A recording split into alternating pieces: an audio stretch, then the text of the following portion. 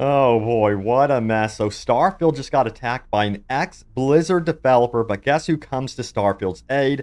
Devs from Baldur's Gate 3, I kid you not. And paid mods are here for Starfield, but is this really a bad thing for modders to get paid for their work, or have they taken it too far? We've got to discuss this one. Plus, a level 92 player discovers something wild, but it's apparently so good it nearly breaks the game. And yes, the inevitable has happened. Star Citizen versus Starfield. Yes, that whole discussion. And wait a second, you could visit the planet Reach from the Halo series in Starfield. Yes, take a look at this. And the Starfield loot cave has been officially discovered, but it's not what you think.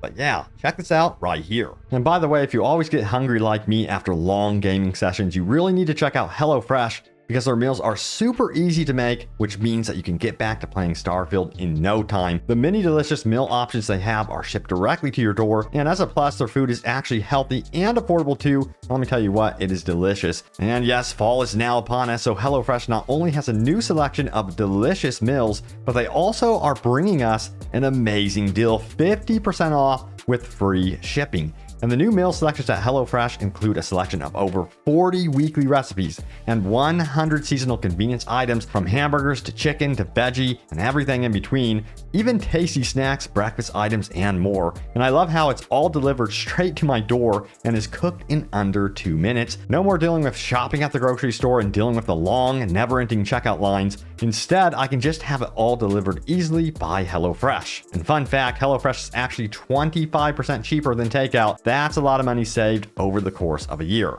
So if you want to try tasty and healthy meals, use my link or go to HelloFresh.com and use code POGOWGSEP50 for 50% off plus free shipping. Click the link in the description below or scan the QR code on the screen with your phone. And yes, a very special thank you to HelloFresh for sponsoring this video and believing in what I do. All right, so let's start out with that first headline right here. Check it out. It says, Baldur's Gate 3 dev defends Bethesda from Starfield criticism. Larian's director of publishing says it's not true or right to suggest Bethesda devs lack passion for Starfield. And wait till you see how this whole thing begins. Check it out right here. It says, this comes as former Blizzard developer Mike Kern once again goes after Bethesda, saying that the devs had no passion and didn't respect gamers' time.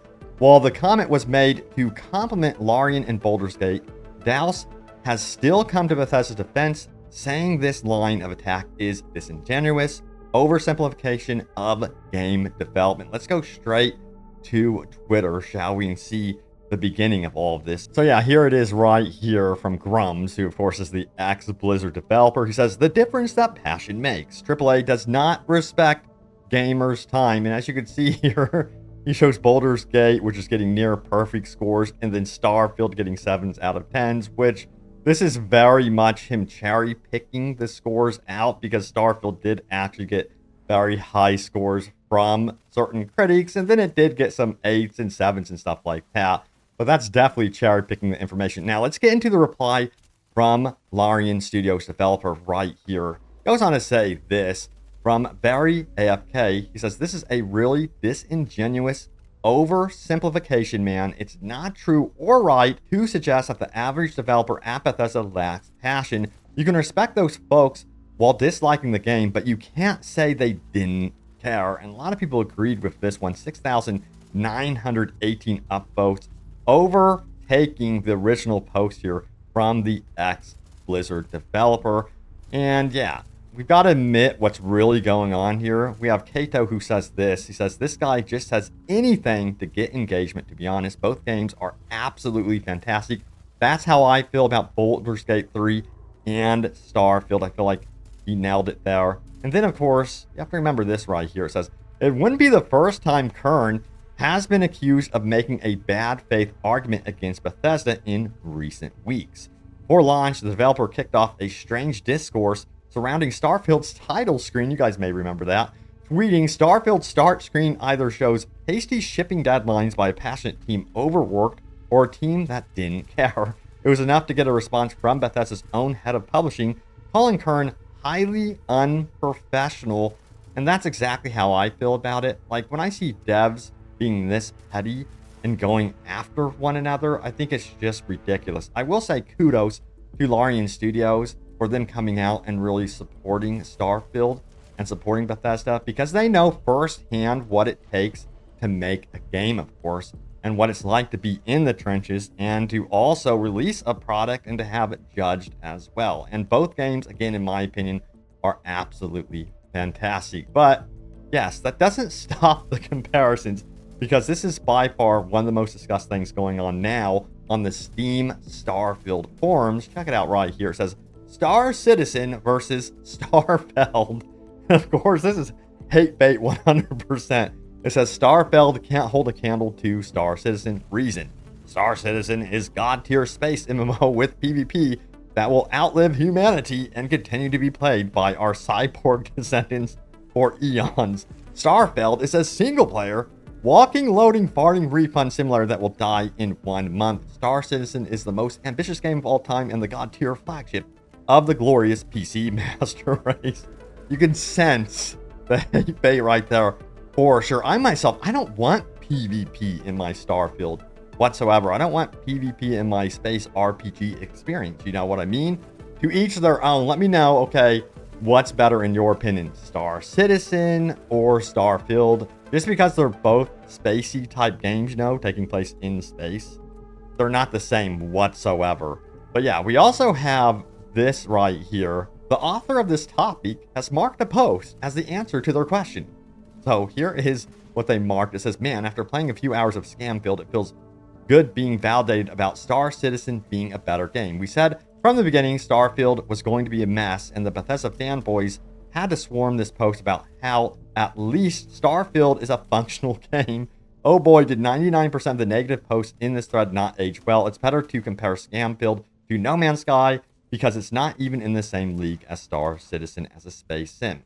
Again, Starfield is not a space sim. I hate that argument. But damn, after putting up with all the mouthy, ill-informed trolls in this thread, it feels good to be proven right. Where's Gonzo? Laughing my ass off. So, yeah, then we have further replies here. It says, Star Citizen is likely to die out because of broken promises about Squadron 42, cost overruns, and bloated PvP that cannot support more than a few dozen humans without becoming a sideshow, or a slideshow, excuse me. And then also, you got to remember this one right here as well. It says, giving off, I spent $5,000 on a ship energy. Let me tell you what, I was watching another YouTube video recently, and in the first literal 30 seconds of that video, they kind of bragged that they had spent, I think it was $500 on a ship.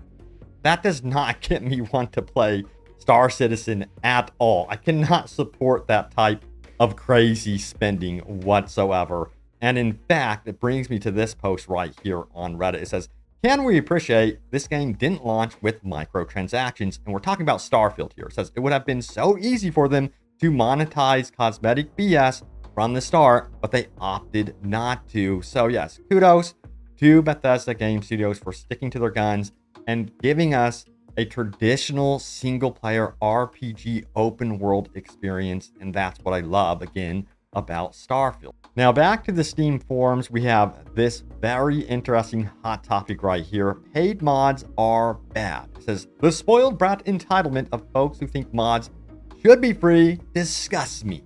Here's a great example, and he highlights, of course, Osmongold reacting to the Starfield mod drama. Young Ye posted a video about how a modder attempted to put a paywall behind, I believe it was some sort of DLSS mod, where you'd have to pay the modder to get access to DLSS type features. Now, officially, we are going to be getting DLSS in the future, so that mod will be short-lived in my opinion.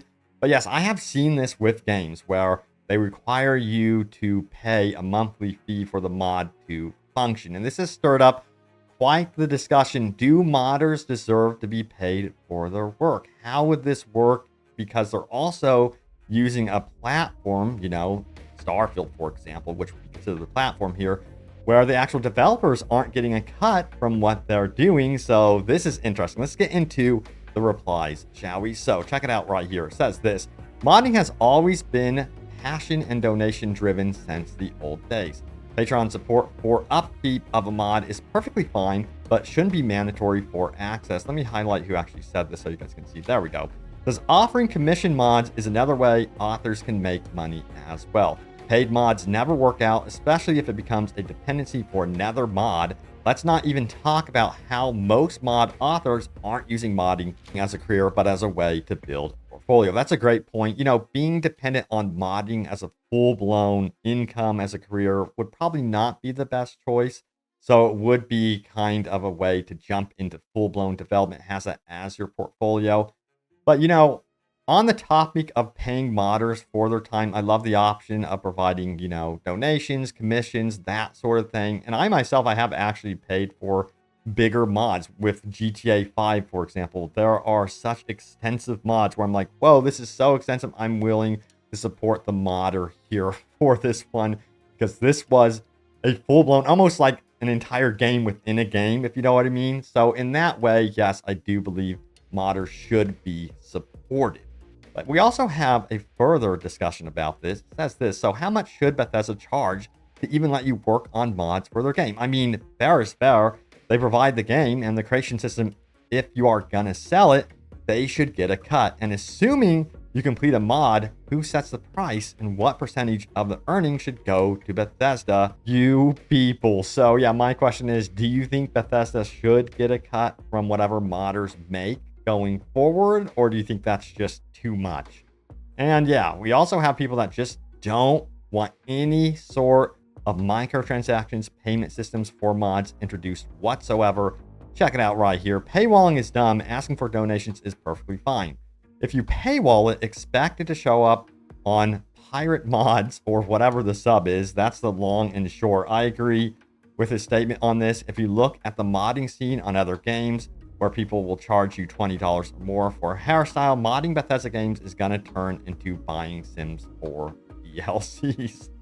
Yeah, we'll see what happens. I think there's enough modders out there currently where that's not going to happen, and they have commissions and donations set up. And again, like the point was made, I think the modding scene is more for developing a portfolio to getting hired at an actual game studio. Now, we also have this interesting topic right here. It says, the reason Starfield feels unfinished and like planets are empty when exploring. It says, clear as throat, DLC. Planned DLC. We all know one is coming, but Bethesda is planning to do the Skyrim thing, where they add homes and more quests and content to the game with updates and such. We hope most of it will be free, but the major DLCs will not be. Yeah, you know, there's going to be expansions, paid expansions, and that sort of thing, but I don't feel like this is an incomplete game whatsoever. That's not how I have ever felt about Starfield. I do feel like some features are underwhelming, like the outpost features compared to Fallout, for example. That needs to be further fleshed out, and that should not be a paid thing if they do update that in the future. But the good news is we are getting official updates from Bethesda, and they plan to add in city maps and DLSS 3 support, as well as, you know, an FOV slider. Yes, I do think these things should have been in the game originally, but what is here is great, and I'm excited for the future. Also, check this out right here. You can actually visit the planet Reach from the Halo series in this game, apparently. It says, in the Halo lore, the planet Reach is the second planet from the sun in the Eridani system. If you go to that system in Starfield and visit Eridana 2, you will find a lush, breathable planet with many biomes similar to how Reach was portrayed in the game. Have fun with your outpost. That is so cool. I feel like that might be a purposeful nod to the Halo franchise, because you got to remember that, yes, Bethesda is now part of Microsoft. So that is really, really cool.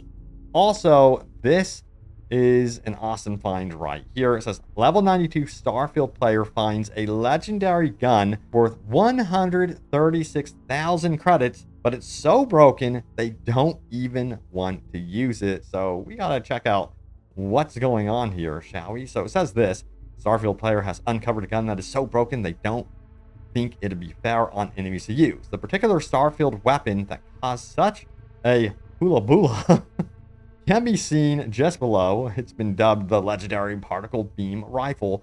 But what exactly makes this particle beam rifle so legendary? Apart from the weapon's rarity, it's probably the fact that it stacks damage on top of its already high physical and energy damage rating with each consecutive hit and has increased attack speed and fires in a shotgun-like spread.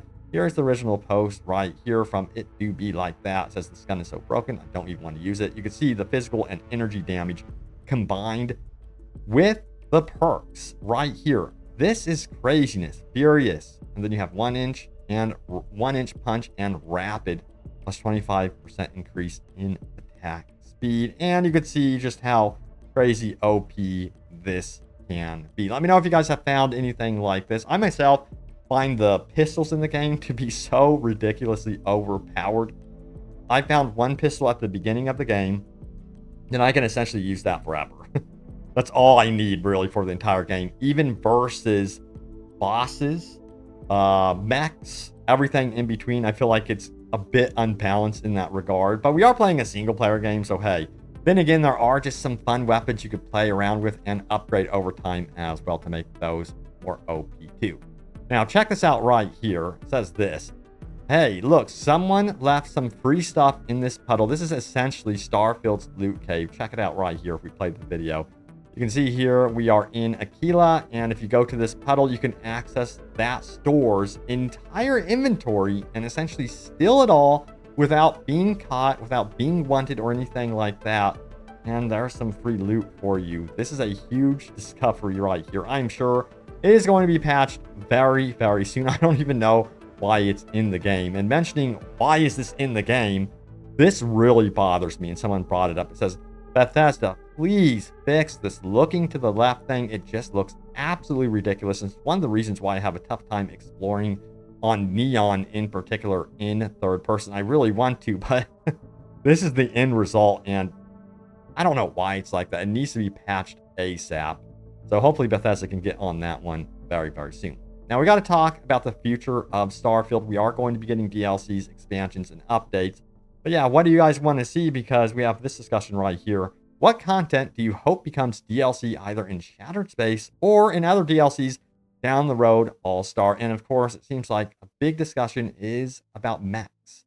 I would love to see mechs become an actual vehicle where it gives you extra storage, speed up traversal, and make it more interesting between those points of interest when you are on a planet. They definitely need to look into that. All right, so it says this, the fact you can't search a database of planets you scanned in-game is a major oversight. This one comes from Crestlin321. It says, so I really like this game. I'm almost 40 hours in and I've been having a great time, but one major oversight I've found is the fact that there's no way to search a database of planets you have already scanned in-game for resources or other important assets you've discovered. I actually don't mind the kind of menu-driven space exploration that this game has. It's fine. And I like trying to find planets that have a good climate, but also have X and Y resources.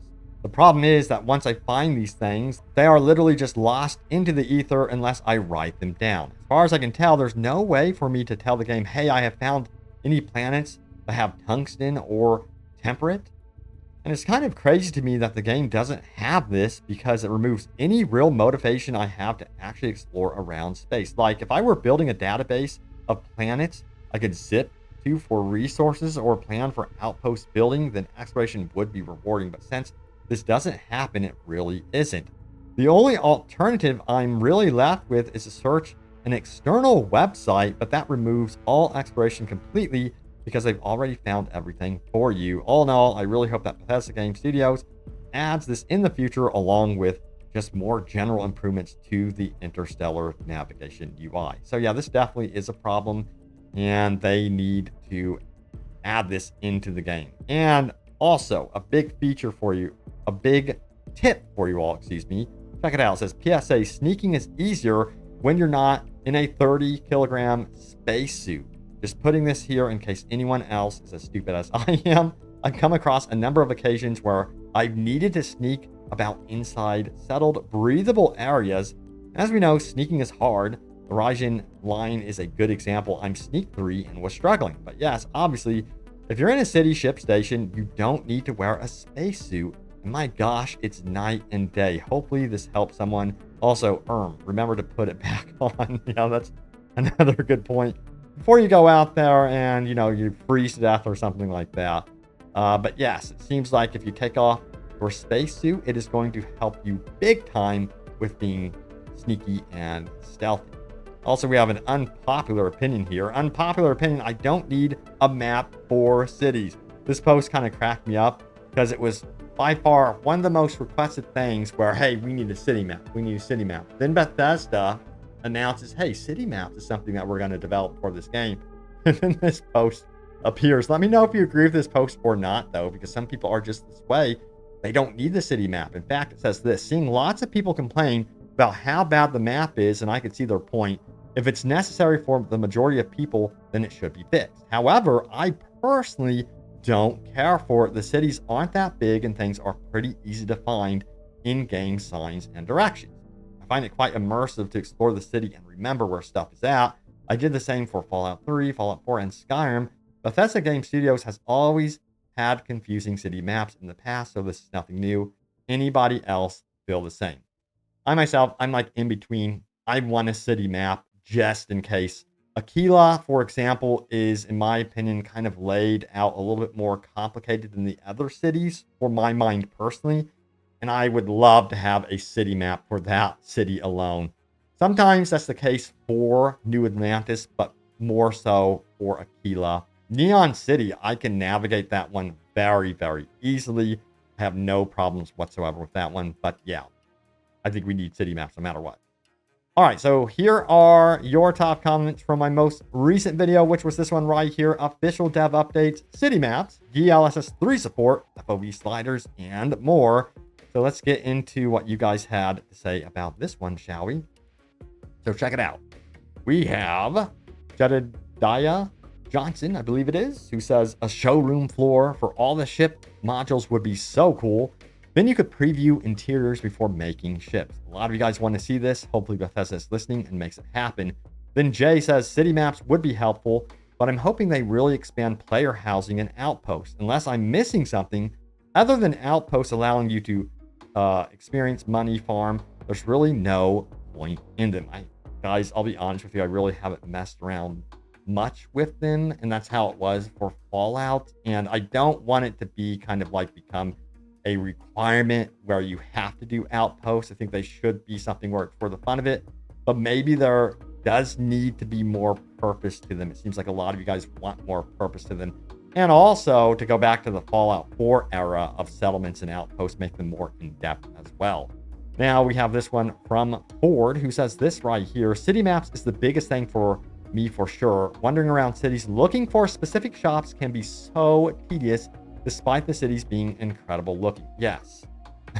I remember more recently, again, Aquila is my problem. I was trying to find a specific shop and I just could not believe I could not find it. I was like, it's so simple. I know where this shop is. I've been here before. Why am I struggling in finding this? I did eventually finally find it, but my God, it shouldn't take that much work to find a simple shop.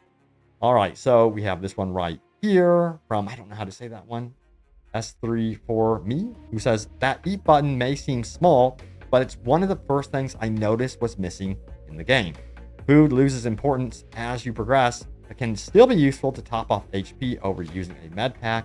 Nice to know it will be streamlined soon. 100% agree. And again, it'd be nice to have like a little buff, or maybe even a mid buff, I guess you would call it, to foods in the game, so they can heal you more. At least that's what I want to see to make them worthwhile. But yeah, having that in the game is going to make it so much better. I know it seems so simple. I totally agree. But those simple little additions just make the game over time feel so much better. So if they keep tapping into that sort of thing, improving the minor things around the game, over time it becomes major. You know what I mean? All right, so there it is. Thank you all so much for the comments, the replies, and as always, watching the video and for your love and support on the videos. I really appreciate it. Was not expecting you guys to support my Starfield coverage so much. It has made my day. You have no idea, but look out for more. Thank you all so much for watching, and I will see you all next time. Take care.